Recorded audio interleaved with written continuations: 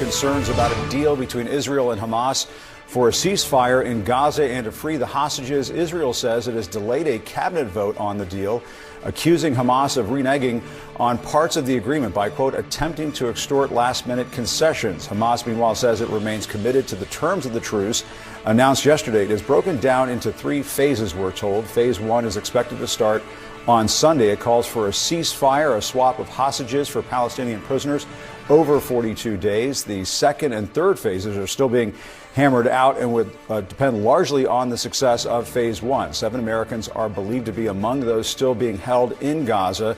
Sources tell CNN that 2 are expected to be included in that first release. Let's break down all of this. Joining me now is Danny Danon. He is Israel's ambassador to the United Nations. He's also a former Israeli deputy defense minister. Mr. Ambassador, thank you so much for joining us at this critical hour. Where do things stand, and is this deal in jeopardy? Jim, we want to finalize the agreement, and we want to see our boys and girls coming back home. You know, for 15 months, we're talking about babies, women, soldiers who are being held by Hamas. So we hope to see them home as soon as possible.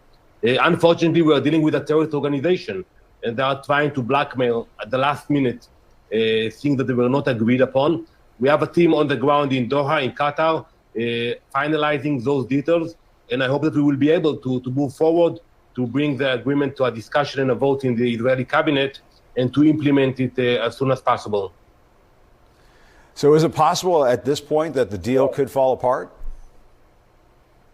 Well, we hope not. You know, we invested a lot, and we thank the negotiators, both President Trump and President Biden, put a lot of effort into it, Qatar and Egypt, and we are willing to sacrifice a lot. We are releasing terrorists who were convicted in murdering hundreds of innocent Israelis.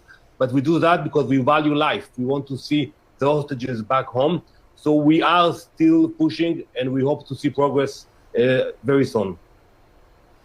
And Mr. Ambassador, assuming it goes forward, phase 1 is set to begin, we're told, on Sunday. Is that still possible, or might this timeline be pushed off a bit because of this last minute, I guess, round of negotiations that are going on? Well, once we finalize all the details, it can happen very fast. You know, I would say 48 hours after we get the green line from the team on the ground, we will need to have a cabinet meeting. Then we will allow time for people to appeal to the Supreme Court to this issue, but the Supreme Court will meet immediately, and I think it will not delay the implementation of this agreement. You know, the people of Israel are praying to see those hostages back home. We can just imagine the mental situation, the physical situation after 15 months in the tunnels of Hamas. We heard the testimonials about the way they are being treated there, the tortures, starvation, and other horrible testimonials. And Mr. Ambassador, President Biden says the second phase of the agreement would bring a, quote, permanent end to the war. Is that correct as you understand it? Do you share that optimism? So the way the agreement is being drafted, that you have the first stage, and during the first stage, we continue negotiations. So I cannot tell you what will be the outcome of the second part of the negotiations, but I believe after day 16, we meet again. Our teams will fly again to continue the negotiations for the future stages.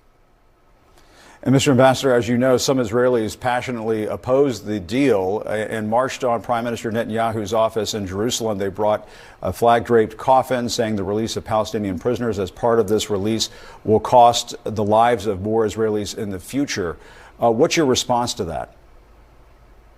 Well, it is a very hard decision. You know, we paid a heavy price, so casualties, people who fought to push back Hamas, and some people they think it's a mistake. It's legitimate, but we are a democracy. At the end of the day, the cabinet, the government will sit down, we will vote upon it. I believe there will be a majority in the government for any proposal that the Prime Minister will put on the table. And Mr. Ambassador, this deal is essentially what President Biden proposed back in the spring. In recent days, Biden's Middle East negotiator was joined by an envoy for President-elect Donald Trump. These two administrations, one current, one waiting in the wings, work together to apply pressure. We understand. Is that your understanding of this as well? Is this an agreement that both administrations will be able to point to as something that was achieved?